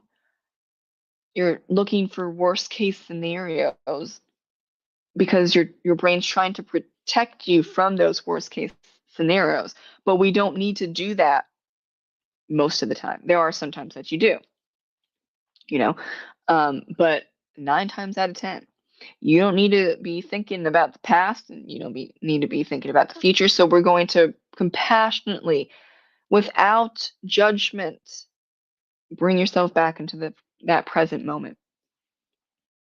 And I know a lot of people will beat themselves up for having these feelings or these thoughts, or why can't I stay present? This is a lifelong commitment of mindfulness. It gets better over time. But just remember, every mental illness disorder, neurological disorder will get worse when you have high stressors in your life. So keep that in mind as well.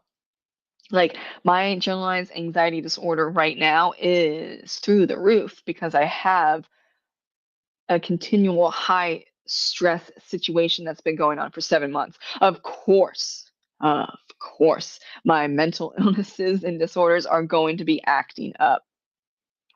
But I'm going to always continually bring myself back to the present moment because I know for a fact if I go into the past or the future, that's going to be worse for me. Smart and stupid at the same time is my new mantra. Yes. And we can also go into everything is temporary. And I know that is scary. And at times I say that I kind of realize, oh, that's scary. But it's also free. I mean, life is life. And um, we have our ups and downs, but everything is temporary. And the fact that, yeah, I even like the worst case, 10 hours of a panic attack turned into a psychosis with me on the floor, curled up in a ball for that whole time, but it still ended. It's a long time. Yes, it is, but it still ended. It is temporary. just like 7 months. It is a long time, but that's still temporary because things always change. It might take a while, or it might take like 2 seconds, but it all changes. Everything is temporary. Hi, Andy. Hello. I like when I dissociate and then float around the room while being surrounded by a group of people, then snapping back and without skipping a beat making a joke based on what the person was saying. Yes, the brain is very interesting. Nowadays I am disassociating a little bit extra, but I used to disassociate all the time. But your brain, yeah, it's stuck in the mode of survival, which is fine, but also like y'all calm down. So you can disassociate, but then your brain is also in some capacity paying attention to what's going on around you, just in case a lion jumps out of the tree line, or a lion or a bear, any type of predator animal or human. So it's always going. Your brain does not shut down fully. And even if you're disassociating or you're in a psychosis, you're having a panic attack, it's still, in the back, it's going, what's going on? Okay, well, even if it's just a little portion of it, it knows for the most part what's going on. But there are times where you're so lost in things that even if, in the moment you might see like someone passing you, if you have a panic attack, you might not remember it. And that's where being present is really helpful because you're just staying in the moment of now, and you can um, you are paying attention more to their surroundings. So not only are you calming yourself down, but you are also in many ways protecting yourself even more by staying in the moment and not drifting off, because you're allowing your mind to settle, and therefore it's going to be more aware of everything going on. Not everything, but you can't be aware of everything. And I know the mind is upset about that, but as much as you can, or as much as it can, staying in the present is actually better, of course, for you for many, many reasons, but also because you're calming the nervous system and you know what's going on, because you are in a state of, um, what's that word?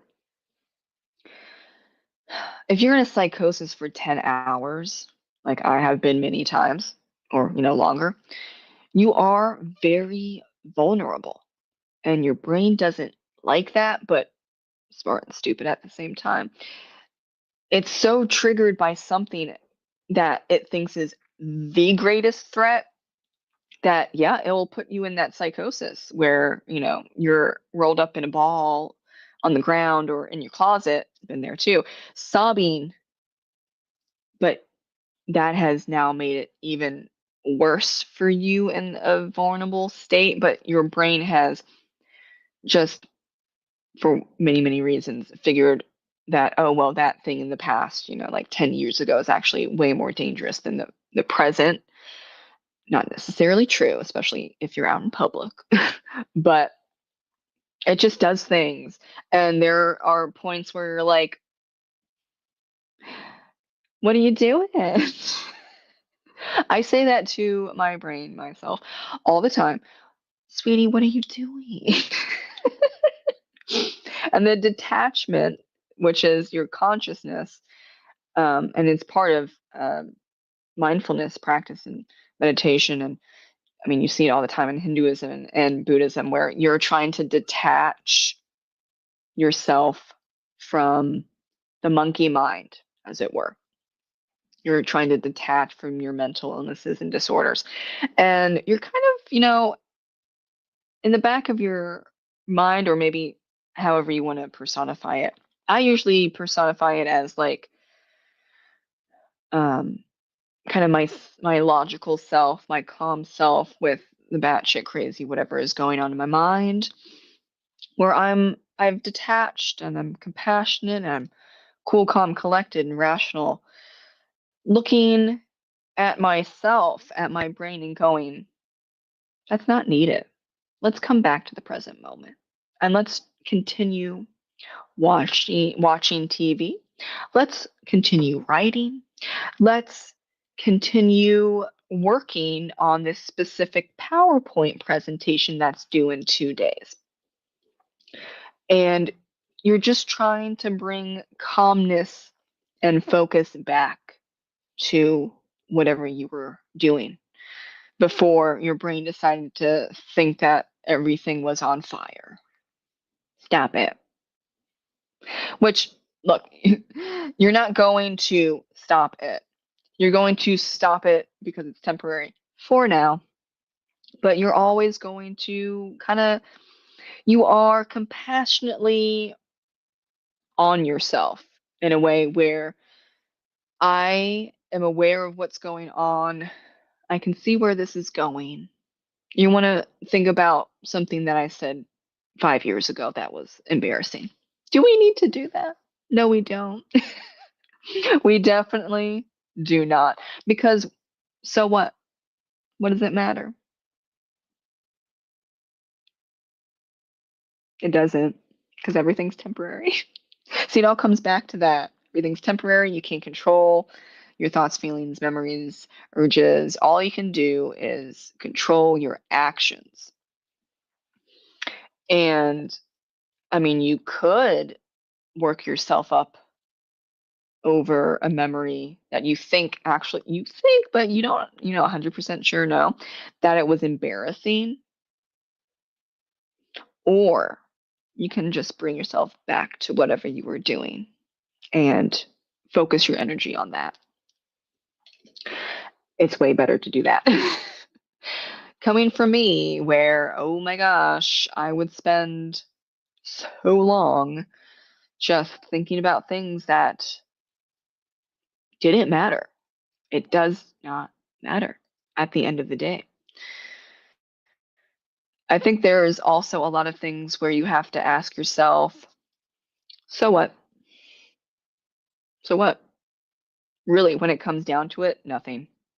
You're just kicking up the anxiety, kicking up your stress. And yes, at the end of the day, doesn't matter. Are you really going to think on your deathbed about those times where it was like kind of awkward? Or are you going to think about the really cool times, the fun times, all that you accomplished, your friends, family? It's usually the second option. Now, I can't say, because nothing is certain, that you won't think about the silly, stupid, uncomfortable, scary times, later down the road. Of course, because the brain is going to brain. But really, what matters is you and your morals and your actions, not memories, because those actually change. Every time you think or you remember a memory, it changes slightly.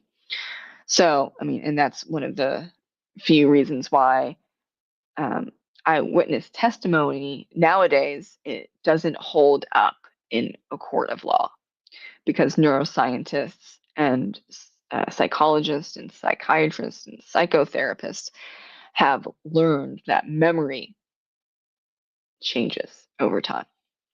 So even when people are upset about a memory, I say, how many times have you thought about that memory? How many times have you gone back and replayed that memory? And it's a lot of the time, especially with OCD, because it's rumination, and there's a specific subtype of OCD called false memory OCD, or just really just going back into a memory and ruminating over that memory. How many times have you thought about that memory? And there'll be like dozens and dozens of times, and it's just so freaking scary. I'm like, well, the news is that every time you go back and remember a memory, it changes a little over time. And when you're remembering something in the state that you are at presently, that also that, the little neurons, it rewires the memory ever so slightly over and over and over again. So be wary of that. And it is hard. It really is to change those, to rewire the neurons, because the pathways are, they can be very deep rooted in your lovely brain, but it can be done.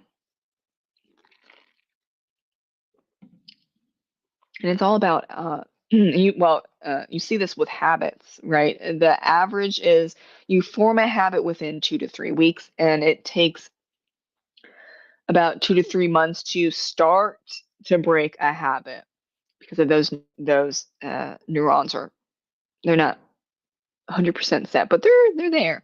But rewiring them, it can be done. It takes a long time. And then also there's, especially with traumatic things or high stressors in your life that continue on and on, those neurons can revert back to what it was originally, but you're like overriding the neurons by rewiring the brain with therapy.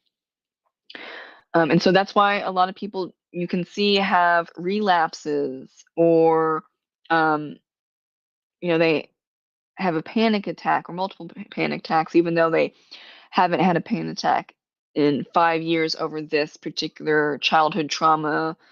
But it's very complex and difficult, and really that's life. That's the human condition. So you can't cure any of these mental illnesses. And I hate when people use that word cure. No, you can't. The word cure means you have a treatment plan, whatever that may be. And then that completely gets rid of that thing. But that's not ever going to happen. Maybe in like 5,000 years. I don't even know. The human brain is just bizarre. I don't know if you can cure a mental illness or disorder or neurological disorder, because it's all connected and it's just really complex. So let's say for now, we're never going to cure any of those things. So we have to work with what we got. And that's a lot of management, but it's worth it. It absolutely is worth it, because do you want to, honestly, and I have to tell people this when I volunteer for especially OCD, but also PTSD, do you want to go through a couple years of intense therapy that absolutely sucks, but you come on the other side subclinical? And if you ever have relapses, you know exactly what to do. So those relapses aren't going to take years, but they might take months or weeks or maybe even a few days. I prefer that. I for sure prefer that. Management is key, and that is what subclinical really comes down to. You are, on a scale of 1 to 10, you're like a 1 to 3. So little to no symptoms, but little is like maybe you have like a little trip once a day or something like that. Or maybe you have a trip up once a week, little to no symptoms. And then something really terrible happens. But because you've been subclinical for a long period of time, you have coping mechanisms, you have coping skills, you know exactly what and what not to do in response to these terrible situations, because you've been through it before. And you go back to therapy and you're like, okay, this is what happened. And your therapist is going to be saying, okay, we'll do, depending, here's some extra stuff, but you know what to do. Because though it's a different topic. So like maybe like you had a childhood trauma from 9 years old, got help, you're subclinical. Okay, now you're 30 and you got into a terrible car accident. They're different topics, they are different traumas, but we're still doing the same type of therapy and the coping mechanisms and management on how to handle that. So, yes, there's going to be different issues, different topics of different issues, but they're still going to be treated similarly or maybe sometimes even the same. And it's going to suck, but it's better than what is the other option of not getting better, but getting worse because you're not doing the treatment or the management of upkeep.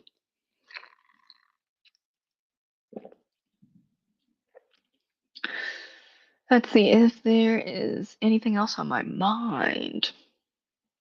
Hmm. Oh, some other great resources.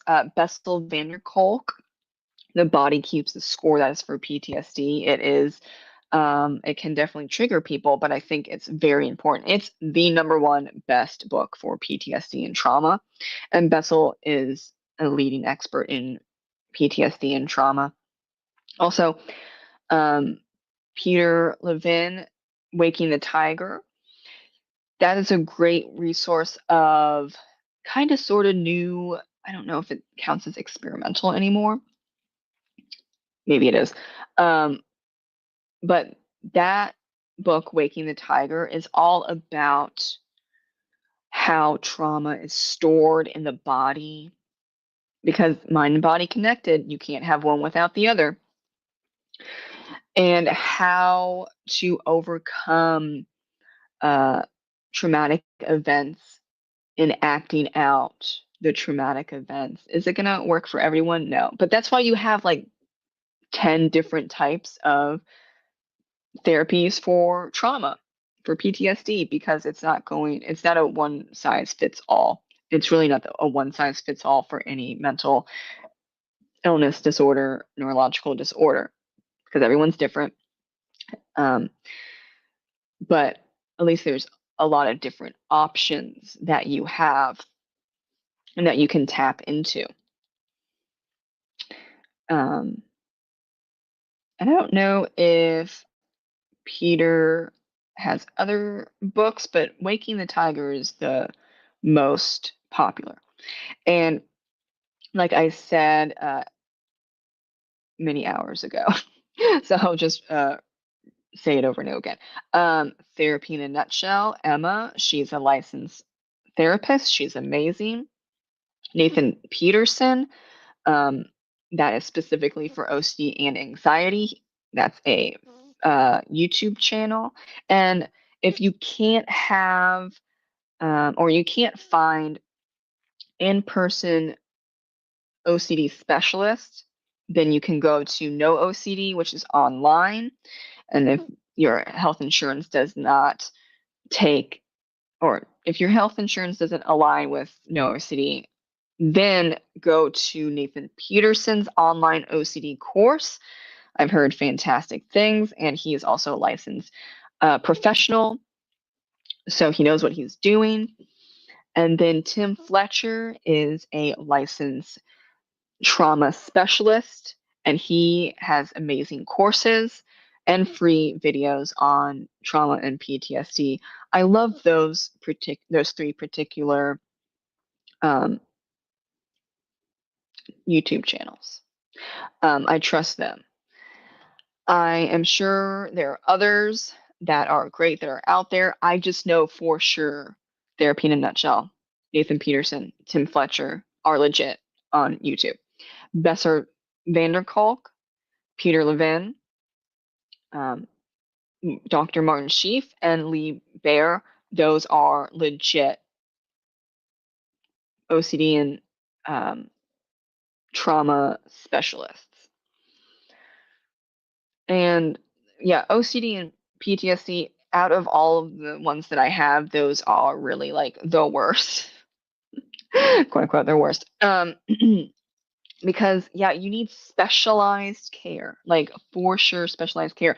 You could go to like yeah, like with ADHD, you can see your primary care physician. You can see just a psychiatrist. I suggest many things, but technically you could, see a couple of people and like be medicated and you're pretty good to go for the most part, not all the time. It really depends on how severe your ADHD is. But you don't have to be in therapy for ADHD. You have to be in therapy for sure for PTSD and OCD, and it's very specialized care for those two things. And especially for OCD, because it's already rare in and of itself, there's going to be less specialists that know about OCD and can do ERP therapy. So that's where I'm like, oh, yeah, it's kind of sucky out there for those with OCD because there are a lot of people that don't know what they're talking about. And the signs for that are if someone says, oh, yeah, I know about OCD, I can treat you, but they don't do ERP, they don't know what they're talking about. Don't see them. It is honestly, and this sucks, it does suck, but it's honestly better to not go to a professional, like a talk therapist, if you have OCD, than go to see them. They're going to make it worse. They're going to make it worse because they're going to try and analyze every single detail of your thoughts, feelings, urges, blah, blah, blah. The intrusive thoughts, feelings, urges, images don't define you. And the compulsions, don't do them. But for people that don't know about OCD, they're going to want to talk it out with you. Why are you having these intrusive thoughts, feelings, and urges? Is it something about your past? And it could very well be. But that actually for OCD, it doesn't matter. At the end of the day, it doesn't matter. And that's kind of mind blowing. But that's why OCD is so weird. You can't do most things that you can do with all the other mental illnesses and neurological disorders. With OCD, you just make it worse. And yeah, with PTSD, with trauma, yeah, you need a trauma specialist because talk therapy can make it worse. I've seen it happen a lot, not with just myself, but with other people. You have to expose yourself to things that are scary, to things that are triggering, and you need someone to guide you through that. So, after a while, when you become subclinical and all that stuff, you can do that on your own, but you definitely need help in the beginning, for sure, and for many years to come afterwards. So I hope this was helpful in any way, shape, or form. Thank you, everyone, for sending questions beforehand and showing up and asking questions. If you have any other question, comments, and concerns, this will be available for anyone and everyone to view, and leave your questions in the comment section below.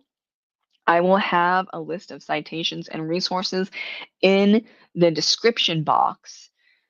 I forgot to add them beforehand. Sorry, that was my ADHD moment.